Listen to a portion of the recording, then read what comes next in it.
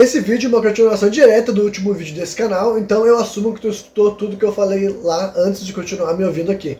Bem, eu tinha encerrado o programa no meio de um argumento contra essa lógica meio assim absolutista que o Karnal tinha exposto ali na conversa dele com o Igor 3K na última ida dele no Flow. Então eu vou até elaborar um pouco mais o exemplo que ele estava dando, que ele tinha dito assim, de uma espécie de terapeuta robô realista, sabe? Se as pessoas pudessem se consultar com um robô que parece muito com um ser humano e que conversa muito como se fosse ser humano e falando de uma forma que sempre vai te protegendo até o momento que tu não esteja protegido e tu vai escolhendo o teor dos conselhos e depois esses exemplos para outros tipos de estilo de robô, sabe? Um robô doméstico, um robô para ser uma espécie de esposa ou marido, enfim. E ele disse que isso seria muito sedutor e etc. Então, assim, como eu estava falando, eu não acho que isso daí jamais será algo atraente o suficiente para o mundo inteiro, talvez nem mesmo para uma pequena parcela da população. Aí eu estava sustentando esse meu exemplo, daí primeiro eu falei da questão das religiões, que são coisas que tentaram ser assim, tornadas hegemônicas, as pessoas fizeram de tudo para que elas fossem aceitas por todo mundo, muita pressão, usando todos os mecanismos possíveis para tornar isso real, e nunca aconteceu. Então, assim, esses robôs, supostos robôs, que daí eu vou aproveitar, já que agora é um novo vídeo, eu posso elaborar uma questão. Eu duvido muito se algum dia nós vamos conseguir criar robôs mais ou menos como são os androides lá dos filmes estilo Blade Runner, ou então os androides até mesmo Dragon Ball Z, porque com isso eu quero dizer um robô que é perfeitamente igual a um ser humano, em questão de textura, em questão de como a gente sente ele, sabe, assim, a gente tocar nele parece estar tocando no ser humano, e quando ele fala contigo ele parece estar pensando, em vez de te responder como uma máquina, ele parece ter trejeitos que enganam até mesmo um olho treinado, entendeu? Então, assim, alguma coisa que, por exemplo, assim, parece uma espécie de boneco ultra realista e que faz uso de uma inteligência artificial para simular uma personalidade, eu até acho que no momento certo até pode ser possível. Embora toda a questão, tipo assim, o trabalho, o gasto, a dificuldade de tornar um robô nessas condições reais, eu sempre sinto que vão ser bastante grandes, tá ligado? Eu nunca acho que vai ser algo que vai conseguir ser acessível para todo mundo, distribuído, que vai ter assim, todas as empresas vão poder comprar vários funcionários robôs a ponto de substituir a mão de obra humana, por exemplo.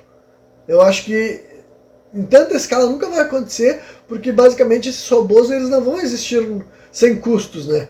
Para existir um robô, para existir uma IA, ele vai ter que ser alimentado. E vocês acham que esse tipo de tecnologia vai ser barata, vai ser tranquila, não vai precisar de manutenção, depois que o robô ser lançado ele sempre vai funcionar perfeitamente, não vai ter mau funcionamento, não vai ter que alterar alguma coisa? Enfim, provavelmente qualquer espécie de manutenção num robô tão realista assim, que é tão feito para parecer um ser humano real, com certeza vai exigir uma manutenção caríssima. Então eu duvido muito que isso vai ser amplamente acessível para qualquer pessoa que seja. E talvez nunca ofereça de fato uma competição para esses trabalhos braçais mesmo, que as pessoas de vez em quando teorizavam que no futuro a gente não vai precisar de pessoas para fazer nada, tá ligado? Eu acho que isso daí é uma utopia ou uma distorção proposital desse tipo de empresa que de alguma forma ganha com essa ideia, né? Das pessoas terem essa falsa percepção do que vai rolar no futuro. Aí, outro exemplo que eu ia dar para solidificar essa minha crença é dar o exemplo de outro fenômeno daí mais tecnológico e menos assim, sei lá, orgânico, natural, quanto uma religião, e vou falar o exemplo do que foi o fenômeno e ainda é o fenômeno dos jogos eletrônicos, né? Jogos de videogame na minha época, né? Um termo que eu estou tirando cada vez mais do meu vocabulário, porque videogame já está meio que se tornando uma coisa, já se tornou, né? Uma expressão datada e tudo mais. Mas basicamente é um conceito ainda bem novo, ainda não existe, assim, jogos eletrônicos em geral não tem ainda 100 anos de existência, então é algo super moderno, e o grande boom, né, que para mim, como uma criança brasileira aqui no Ocidente, fui alcançado por esse tipo evento da globalização pós-Segunda Guerra Mundial, foi ali anos 80, anos 90. Eu nasci anos 90, né, então obviamente que nos anos 80 eu não peguei, mas eu estava testemunhando uma crescente que era os videogames orientais crescendo no mercado ocidental, que, por exemplo, nem existiam aqui no Brasil de forma legal, mas chegavam em outras vias, chegavam aqui no país, né? Aí ali o Nintendo, o Super Nintendo foi o primeiro a chegar de forma legalizada aqui no país, né? Aí depois tinha os videogames da Sony, que muitos entravam também de forma ilegal.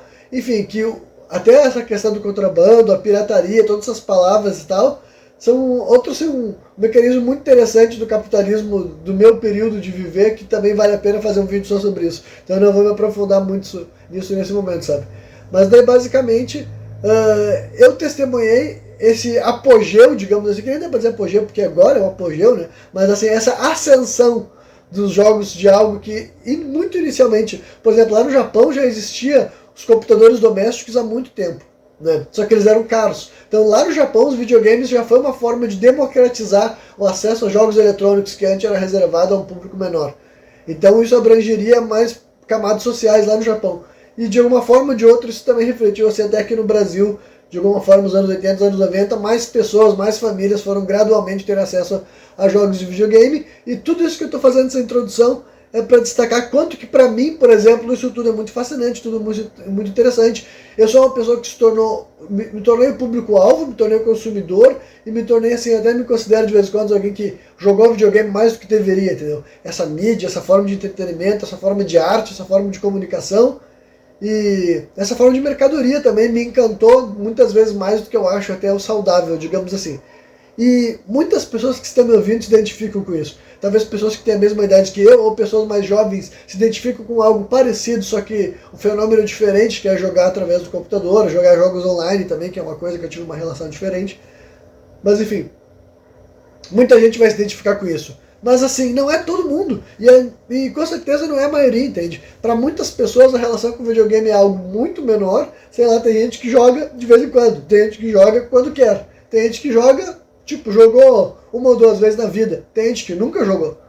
Entendem? Então tem uma coisa que pra mim é muito grande e realmente fez uma lavagem cerebral, mudou minha percepção de mundo, me influenciou de várias formas positiva e negativamente, porque eu investi centenas de horas, talvez até milhares, né, ou pelo menos mais de 1000 horas já nesse tipo de hobby barra que nem dá pra chamar, não sei, talvez dê pra chamar de hobby, entendeu?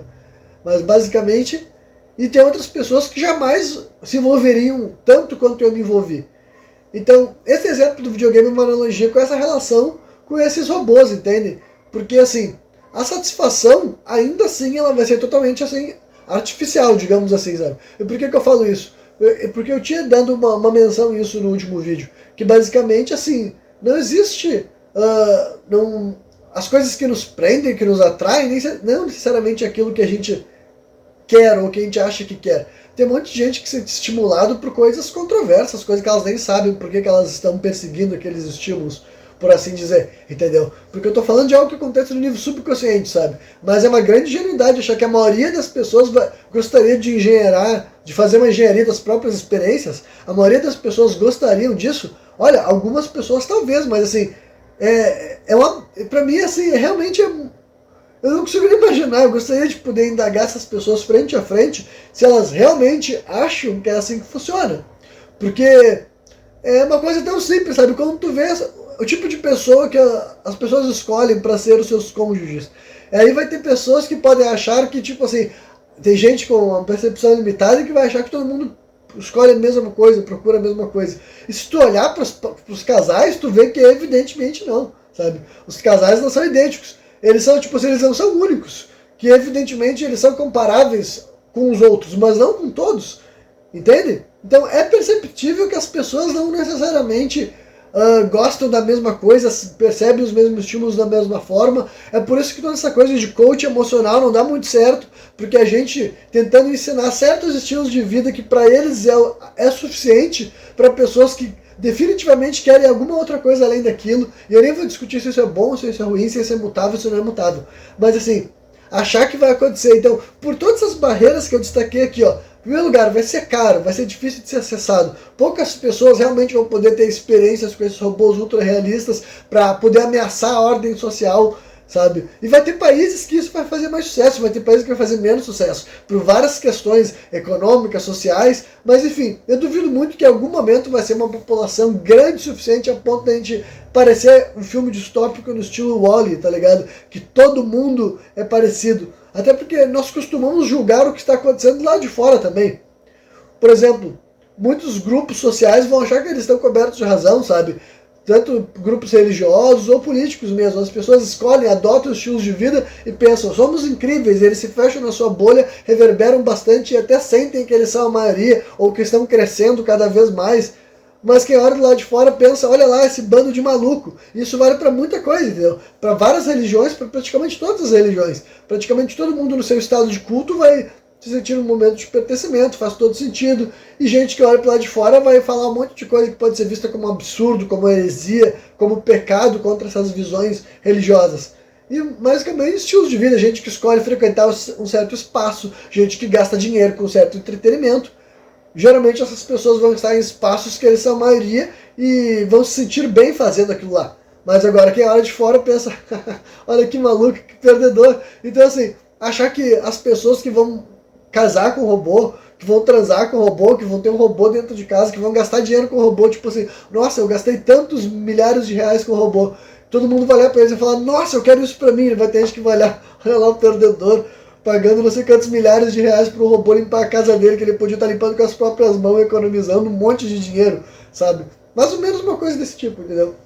Então, assim, eu realmente me pergunto se as pessoas que falam essas coisas não se questionaram tanto assim, porque eu realmente acho que conforme eles foram se questionando mais e mais e mais, e refletindo, pegando fenômenos, porque nada é tão único assim, entendeu? Nada é tão assim, nossa, isso é totalmente novo, isso é totalmente distópico, isso eu nunca viu como algo parecido. E até algo que pareça, como, sei lá, o advento do computador, da internet. Ainda assim não é como se todo mundo, tipo, as pessoas têm utilizações muito diferentes com a internet. As redes sociais, não é como se todas elas estivessem sempre muito ativas, ou como se uma rede social fosse a soberana com a maior parte da humanidade, tipo assim, ativa simultaneamente. Não é bem assim. Eles têm seus usuários, que de vez em quando passa dos bilhões, mas assim, tem gente que criou uma conta e era isso, e eles falam, olha, esse é o usuário. E tem gente que vive lá, e tem gente que loga a cada 2, 3 semanas.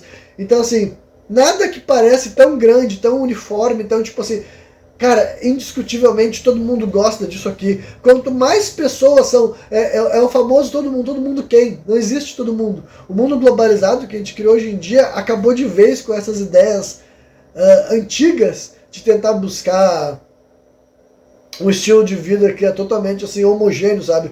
Perfeitamente misturado, que justamente era perseguido de várias formas extremas que eu também não vale a pena eu me estender aqui, porque acho que o vídeo perderia um pouco o teor. Que é até um exemplo que, eu não sei se eu deveria comentar, talvez esse vídeo não possa ser monetizado por causa desse assunto, mas é basicamente mais uma forma de eu comparar supostos avanços tecnológicos com alguma coisa que vai mudar o mercado, que vai substituir. Foi quando começou a chegar os óculos de realidade virtual, realidade aumentada, sabe? Os óculos, aquele que as pessoas colocavam, falaram que isso é uma experiência mais imersiva, vai substituir o pornô, assim como o pornô, sei lá, vai substituir o sexo, ou vai substituir a masturbação sem ter um estímulo visual. Esse tipo de coisa que é só, tipo assim, é só alarde, é só maluquice, é só birutice, tá vendo? Porque a gente quer te vender essa ideia. Porque enfrenta os mesmos desafios. Em primeiro lugar, quantas pessoas de fato podem ter acesso à tecnologia que permite tu ter acesso a esse tipo de experiência? E aqui eu nem vou discutir sobre se é bom, se é ruim a pornografia, tô só tentando usar um exemplo de alguma coisa que segue essa linha, entendeu? Uma inovação tecnológica que agora, tipo, cara, quando isso aqui quando a gente chegou aqui, ó, aí acabou, sabe? A pessoa fala assim, quando chegou aqui, aí já não tem mais, acabou, todo mundo vai abraçar. É querendo dizer que o videogame vai se tornar mais atraente quando se tornou um gráfico muito realista, né? Tipo, agora que tem esse nível de realismo, acabou, todo mundo vai querer jogar. Então, essa pornografia de realidade virtual tem o mesmo desafio que quantas pessoas podem ter acesso, das pessoas que têm acesso, quantas realmente substituíram, tipo, não, sempre que eu for assistir um conteúdo pornográfico, eu quero ser com óculos, porque a experiência ficou melhor, é mais gostoso. Quantas pessoas que só não pensam, cara, dá muito trabalho, ou é muito caro comprar essa porcaria, ou tipo assim, eu achei diferente, mas diferente não quer dizer melhor. E como se alguma dessas coisas tivesse de fato substituído a vontade da pessoa transar. E não que não aconteça isso pra, eu não vou nem dizer poucas, várias pessoas talvez fiquem nessa vida, mas para muitas pessoas não, muitas pessoas têm relação variada com essa questão, entendeu? Então assim, nada que chega substitui de uma forma assim absoluta, acabou de ser o que era antes para se tornar o que é agora, e uma coisa tão grandiosa quanto esses robôs ultra realistas, tá ligado? Eu falo com convicção, cara, vai ter muita coisa que o assistente virtual, o assistente digital vai substituir as pessoas, e muitas coisas que vai facilitar, vai fazer a gente conseguir muito, tipo, trabalhos de repetição mecânica que talvez as pessoas não faziam pela dificuldade, tipo assim, cara, dá muito trabalho ficar fazendo esse tipo de coisa, seja um cálculo ou simplesmente uma repetição para fazer alguma coisa, sabe? Alguma coisa que era maçante, repetitivo, chato. Tu vai poder automatizar com esse tipo de mecanismo e isso vai ser muito bacana, a gente vai conseguir fazer umas coisas realmente fantásticas. Então, assim, reiterando para envelopar esse vídeo aqui, nada é para condenar esse tipo de tecnologia, ou tentar frear, ou fazer o argumento mais ou menos que outras pessoas vão para outra via. É realmente refletir, entendeu? Refletir. É um interesse político, é a gente que está te vendendo uma visão de mundo distorcida para tentar fazer tu gastar dinheiro com alguma coisa. Não se esqueça que há pouco tempo atrás a meta era para ser um metaverso mesmo, de realidade virtual aumentada, não era para ser só o que voltou a ser, só um guarda-chuva de um monte de empresa. Era para ser isso. O metaverso agora se tornou uma analogia para todas essas empresas que pertencem à Meta. Mas era mais do que isso. Eu me lembro que rolou esse negócio e um monte de gente tava que nem eu, que era tipo assim, não, cara, vocês estão doidos? E tinha um monte de gente que tava tipo assim, não, vocês estão vendo, daqui a pouco vai ser isso, daqui a pouco todo mundo vai ter um óculos da Meta e andar por aí, recebendo anúncio na cara. Não aconteceu, entendem? Então tem muita coisa que é ficção, é fabulação, é só marketing, sabe? Pra vender, pra propagar ideia, pra controlar mentalmente também as pessoas, porque a partir do momento que tu acreditar que tu foi substituído pela inteligência artificial, tu já foi substituído pela inteligência artificial. Se tu não entender o tipo de recurso que ela é, o que ela pode proporcionar ou não, tu vai descobrir que elas têm certas limitações a mais do que nós. Ela tem todas as nossas limitações, porque o conhecimento dela não é além do nosso,